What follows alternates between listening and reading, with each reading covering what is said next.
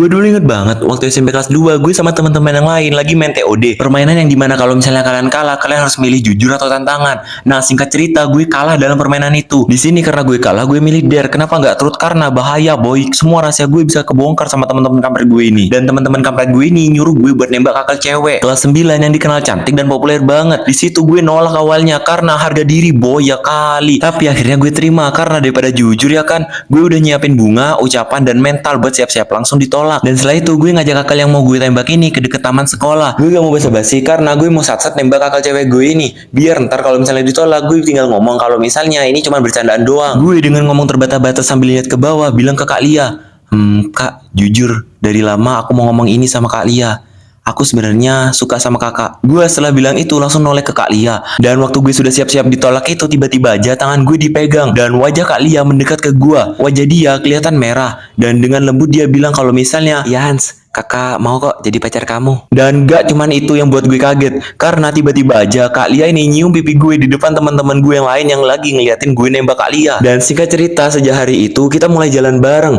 keluar bareng, makan bareng. Dan waktu itu gue ingat kalau misalnya gue pernah nganter dia ke rumahnya dan ketemu bokap nyokapnya. Gue dikenalin sebagai pacarnya. Sumpah gue gak tahu mau ngomong apa waktu itu. Karena jujur nyokapnya Lia ini gak kalah cantik sama anaknya, yang bikin gue tantrum. Bahkan awalnya gue sempat ngira kalau misalnya nyokapnya Lia itu saudara atau kakaknya Lia. BTW di sini waktu di rumahnya Lia itu gue disidang sama bokap nyokapnya Lia dan ditanya udah ada plan buat nikah kapan. Gue kaget ngedengar itu, apalagi Lia juga nggak kalah kaget ngedengar omongan bokap nyokapnya dia. Mereka bilang ke gue kalau misalnya mereka udah ngerestuin hubungan gue sama Lia. Dan di sini Lia yang udah malu banget langsung ngajak gue buat ke kamarnya dia aja. Dan waktu baru masuk kamar itu Lia langsung kunci kamarnya biar bokap nyokapnya dia nggak nguping. Setelah itu Lia minta maaf ke gue karena ortunya ngomong ngelantur gak jelas tadi. Gue baru mau ngomong kaget ngeliat jendela karena bokap nyokapnya Lia ini ngeliat kita berdua dari jendela yang kebuka. Lia di sini langsung nutup jendela dengan emosi dan waktu dia balik itu dia nggak sengaja kesandung yang buat dia jatuh. Gue ngeliat itu langsung refleks nangkep Lia. Suasana jadi canggung karena gue meluk Lia yang mau jatuh di kamar dan kemudian Lia bilang ke gue makin ada pelan, Hans,